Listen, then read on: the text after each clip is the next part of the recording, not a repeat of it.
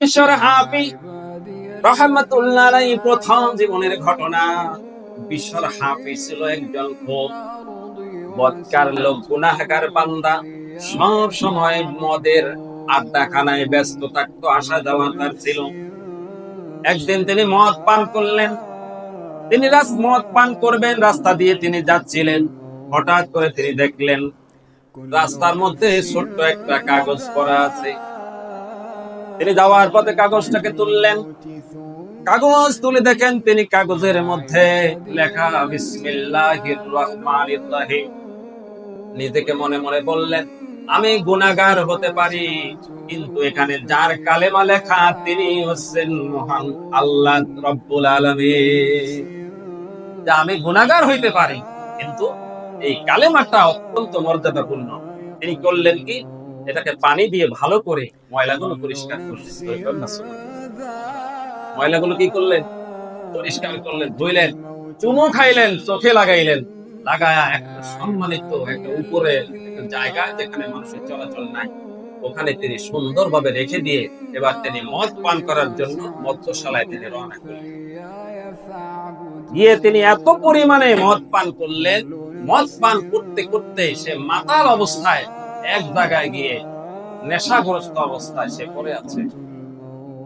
এদিকে আল্লাহ তাআলার পক্ষ থেকে সমকালীন বিখ্যাত ওলি হযরত হাসান বসরি রাহমাতুল্লাহ তার কাছে আল্লাহ তাআলার পক্ষ থেকে ইলহাম আসলো, এই হাসান বসরি অমুক মদ্যশালায় দ্রুত চলে যাও, ওখানে গিয়ে সুসংবাদ দাও, আর ওখানে বিশর নামে এক লোক আছে, তাকে আমার রহমতের ছায়ায় তুলে নিয়ে আসো। আরো আসতে কোন সুবহানাল্লাহ। লোকটা বড় বদকার গুনাহগার। ছোট্ট একটা কাগজ, কাগজে কি লেখা? বিসমিল্লাহ। অত্যন্ত সম্মান করে চুমু খেলেন, ধুইলেন ভালো করে, উপরে রেখে দিয়ে মদ পান করতে গেলেন। প্রচুর মদ পান করলেন। হাসান বসরিকে ইলহাম করল, হাসান বসরি দ্রুত যাও, বিশর নামে একটা লোক আছে, তাকে তুমি আমার রহমতের কোলে তুলে নিয়ে আসো। সুবহানাল্লাহ। জগৎ বিখ্যাত আলী হযরত হাসান বসরি মদ্যশালার দিকে এগিয়ে গেলেন। ওই মদ্যশালায় বাকি যারা মদ পান করেছে, মদ পান করতে গিয়েছে, সকল খারাপ প্রকৃতির লোকগুলি ওখানে হাজির হলো। তারা দেখলো হাসান বসরি জামানার ওলি মদ্যশালার দিকে আসতেছে। কি বলেন? এক জায়গায় তাস জুয়া খেলে, আছে না নাই? এলাকার বড় হুজুর যদি তাস জুয়ার ওই আসরের দিকে যায়, কি বলেন, যারা খেলে একজন কি থাকবে? থাকবে? হাসান বসরি জামানার ওলি, তাকে দেখে সবাই হতবাক। ব্যাপার কি? হাসান বসরির মতো বিখ্যাত ওলি বুজুর্গ আমাদের মদশালার দিকে আসতেছে, কারণ কি? একজনে সাহস করে জিজ্ঞাসা করল, হুজুর আপনি এখানে কিভাবে আসলেন? হাসান বসরি রাহমাতুল্লাহ জবাব দিলেন, আমি এখানে ইচ্ছাকৃত ভাবে আসি নাই, আমাকে রব্বুল আলামিন এখানে তোমাদের কাছে পাঠিয়েছেন। বলুন সুবহানাল্লাহ। বলে বিশরকে তাকে দেখায় দাও, তাকে নিয়ে যাওয়ার জন্য আমাকে পাঠিয়েছেন। বলো বিশর কোথায়? বিশরের কথা বলে দাও। লোকেরা বলল, হুজুর ওই যে লোকটা মদ খেয়ে নেশাগ্রস্ত মাতাল অবস্থায় পড়ে আছে, তার নাম মিশর, আপনি তার কাছে যান। এবার হযরত হাসান বসরি তার কাছে গেলেন, তাকে সঙ্গে নিয়ে আসলেন।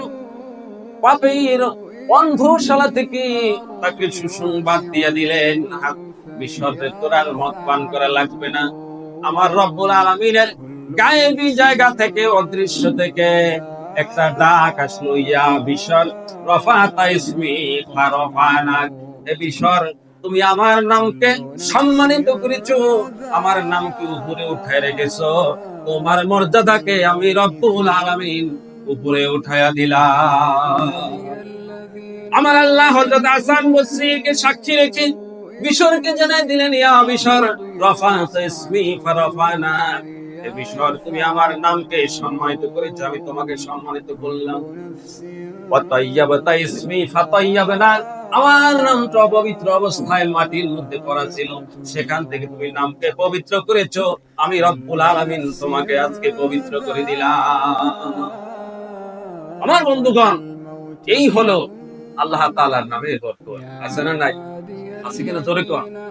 এই জন্য আমাদের প্রত্যেক কাজের শুরুতে আমরা কি বলবো? বিসমিল্লাহির রহমানির রহিম। এর আগে আমরা পড়ি আউযু বিল্লাহি মিনাশ শাইতানির রাজিম। বিতাড়িত শয়তান থেকে আল্লাহ তাআলার কাছে পানাহ চাই। কারণ হচ্ছে শয়তান আমাদের কিন্তু প্রকাশ্য শত্রু। 24 ঘন্টা আমাদেরকে বিভিন্ন রকম কুমন্ত্রণা দিয়ে আমাদের মাধ্যমে খারাপ কাজ করানো, এটাই শয়তানের একমাত্র কাজ। ঠিক কিনা জোরে বলুন। এই শয়তান থেকে বাঁচতে হলে পানা চাইতে হবে কার কাছে? আউযু বিল্লাহি মিনাশ শাইতানির রাজিম। এরপরে আমরা যখন কাজ শুরু করব, বিসমিল্লাহির রহমানির রহিম, পরম করুণাময় অসীম দয়ালু আল্লাহ তাআলার নামে শুরু করছি। সম্মানিত হাজিরিন, আজকে সংক্ষিপ্ত আলোচনা করলাম আল্লাহ তাআলার নাম বিসমিল্লাহির রহমানির রহিমের উপরে। আমাদের বাস্তব জীবনে আমরা যেন আমল টুকুন করতে পারি, আল্লাহ তৌফিক দান করুন। সকলে বলুন আমিন। ওয়া আখিরি দাওয়ানা আনিল হামদুলিল্লাহি রাব্বিল আলামিন।